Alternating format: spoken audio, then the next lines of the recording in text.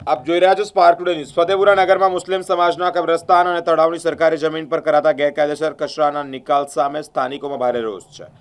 આ અંગે મુસલમાન ગાંચી સમાજ પંચ અને વકફ ટ્રસ્ટ દ્વારા મામલતદાર તેમજ ટીડીઓ ફતેપુરા સ્થિત લેખિત આવેદનપત્ર પાઠવી અને ડમ્પિંગ યાર્ડ તાકીદે અન્ય સ્થળે ખસેડવા માટે ઉગ્ર માંગ કરાઈ છે।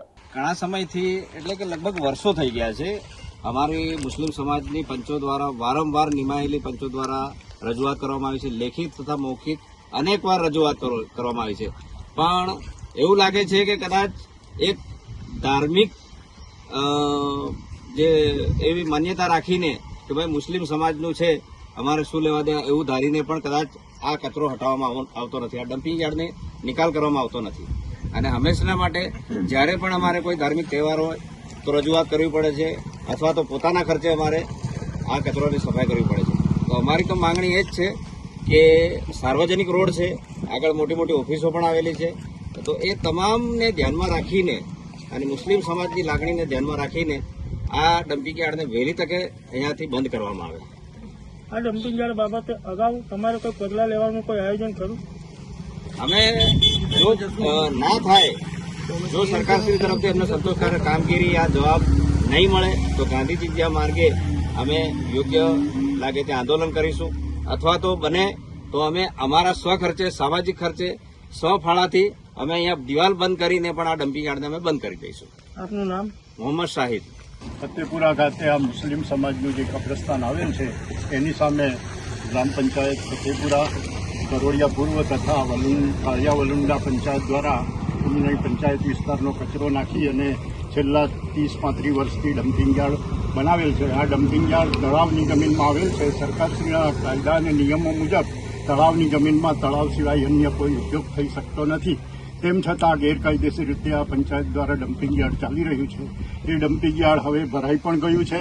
આ ડમ્પિંગ યાર્ડના કચરાના લીધે તેમજ આ ડમ્પિંગ યાર્ડના લીધે મરેલા ઢોરો તથા પ્રાણીઓ પણ અહીંયા આજુબાજુ નાખી જતા હોય છે। એની દુર્ગંધના લીધે આ કબ્રસ્તાનની અંદર 24 કલાક ગંદકી રહેતી હોય છે અને આ કબ્રસ્તાનની અંદર મુસ્લિમ બિરાદરના મરણ પ્રસંગે મૈયતની દફનવિધિ માટે ગામના પરગામના મુસ્લિમ બિરાદરો આવે છે।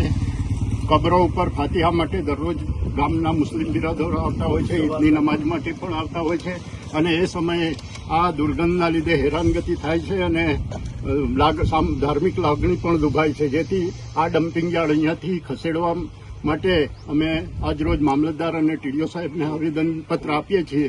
તેમ છતાં એ ઉપરાંત અહીંયાથી એક રોડ પ્રસાર થાય છે, તે રોડ ઉપરથી સિવિલ કોર્ટ, જીઈબીની ઓફિસ, સરકારી સાયન્સ સ્કૂલ તથા બલૈયા અને ઝાલોદ તરફ જતો બાયપાસ રોડ આવેલો હોય, સરકારી કર્મચારીઓ, અધિકારીઓ, રાહદારીઓ, વાહનો વગેરેની પણ મોટા પ્રમાણમાં અવરજવર હોય તેઓને પણ તકલીફ પડે છે, જેથી આ ડમ્પિંગ યાર્ડ ખસેડવો જોઈએ અને આ ડમ્પિંગ યાર્ડ ખસેડવાની જ્યાં સુધી વૈકલ્પિક વ્યવસ્થા ન થાય ત્યાં સુધી અહીંયાનો તમામ કચરો પંચાયત દ્વારા ગમે તે નગરપાલિકાના ડમ્પિંગ યાર્ડમાં મોકલી અથવા ગમે તે રીતે એનો નિકાલ કરી મોટો ખાડો ખોદી દે અને વૈકલ્પિક વ્યવસ્થા થાય ત્યાં સુધી એ ખાડામાં નાખે અને આ જે રોડ પર જે કચરો આવી ગયો છે એ કચરો ના આવે માટે અહીંયા બાકી કોર્ટ બનાવી લે અને ફક્ત ટ્રેક્ટર જાય તો રસ્તો રાખે અને આ ડમ્પિંગ યાર્ડનો અમને નિકાલ કરી આપે એવી અમારી માંગણી છે।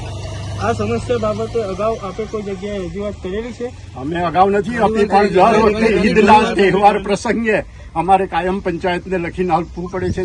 દર વર્ષે અમે બંને ઈદો આપીએ છીએ, સફાઈ કરાવે છે, પણ એ સફાઈનું કોઈ મહત્વ 4 દિવસ પછી પાછી પોઝિશન એની એ થઈ જાય છે।